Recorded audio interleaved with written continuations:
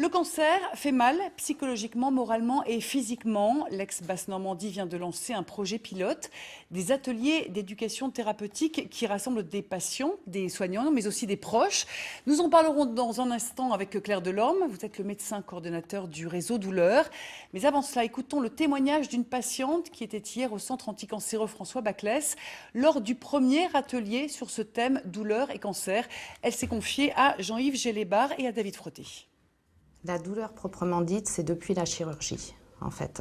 Parce qu'avant, la douleur, quand j'étais en chimiothérapie, tout ça, la douleur, elle était morale, on va dire. Voilà, et la douleur physique s'est ajoutée après la chirurgie.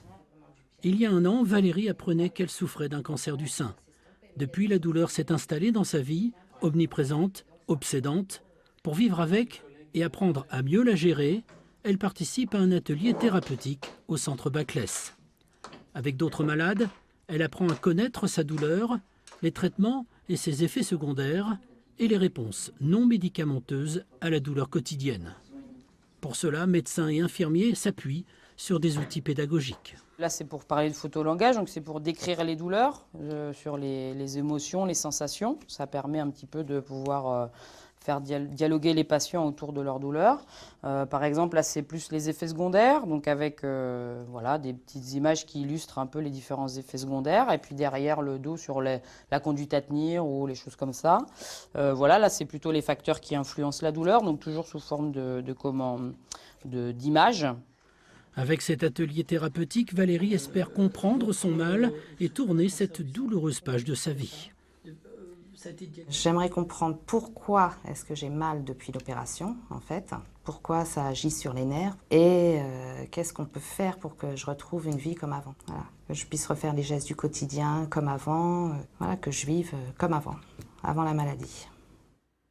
Bonsoir Claire Delorme. Bonsoir. Vous êtes médecin référent du centre hospitalier de Bayeux et coordinateur du réseau Douleur en ex-Basse-Normandie. Alors cette patiente parle de sa douleur, une douleur qu'elle n'a ressentie lors de l'intervention chirurgicale, pas forcément lors des chimiothérapies. Alors chacun a sa propre douleur. Chacun a, j'allais presque dire, ses propres douleurs, d'où l'intérêt toujours d'individualiser le traitement. La douleur, elle accompagne malheureusement souvent la maladie cancéreuse à des stades différents, pour des raisons différentes, et elle peut même perdurer après la guérison. 4 femmes sur 10 ont des douleurs. 4 femmes sur 10 ont des douleurs après mastectomie, un an après. C'est connu, ce n'est pas anormal, mais il faut surtout les prendre en charge le plus vite possible. Et on va le voir, l'intérêt de l'éducation thérapeutique dans la prise en charge complémentaire de ces patients. Ces ateliers thérapeutiques, c'était une première hier à Baclès, à Caen, mais visiblement, ils sont déployés un petit peu partout sur le territoire. Voilà, une première à Baclès, mais ces ateliers ont déjà débuté dans des hôpitaux comme Lisieux et Alençon et vont débuter dans d'autres établissements, dans 10 établissements de Basse-Normandie. Des ateliers d'éducation thérapeutique, ce ne sont pas des consultations. Est-ce que vous pouvez nous expliquer vraiment la différence? Ah oui, c'est rien à voir. La consultation douleur, en fait, sont pour des patients qui ont des douleurs rebelles, que les médecins, les oncologues n'arrivent pas à gérer, et c'est une prise en charge spécifique. Là, en fait, c'est un soin complémentaire à une prise en charge du médecin, mais pour rendre le patient acteur. Quand on dit rendre le patient acteur, je vais vous donner l'exemple du diabète. Un patient diabétique, il doit comprendre ce qu'est le diabète, comment gérer l'insuline.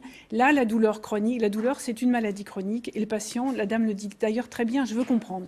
Je veux comprendre pourquoi, comment et comment gérer les médicaments, les traitements non médicamenteux également. C'est un projet pilote dans l'ex-Basse-Normandie? Oui. Oui, c'est un projet pilote dont on est assez fiers finalement pour plusieurs raisons. Il est pilote, il est innovant parce qu'on est les premiers avec l'Institut Curie en France à faire des ateliers sur la douleur du cancer. Il y a des ateliers autres sur d'autres thérapeutiques. Il est innovant parce qu'il est régional et ça, c'est les valeurs du réseau, c'est-à-dire tout patient de l'ex-Basse-Normandie, où qu'il soit, peut avoir accès à ces ateliers, les mêmes ateliers qui ont été faits de façon fédératrice sur le territoire. Il est innovant aussi parce que nous sommes soutenus par l'Institut national du cancer, c'est-à-dire que s'adosse à un grand projet de recherche national. Et vous l'avez dit, s'adresse aux proches aussi. D'accord, donc en fait tout le monde peut se manifester à Baclès, les proches, les patients, voilà, et les soignants. ou dans tous les établissements où il y a des structures douleurs en Basse-Normandie. Merci beaucoup Claire Delorme pour ces précisions. Reprise du travail. Ah oui, le dessin, bien sûr, excusez-moi, le dessin d'Emmanuel Chonu sur ces douleurs. Là, on est sur la politique aussi, ça peut faire mal. Oui, ça fait très mal, oui. À tout à l'heure, Emmanuel. La reprise du travail à l'entreprise Danone du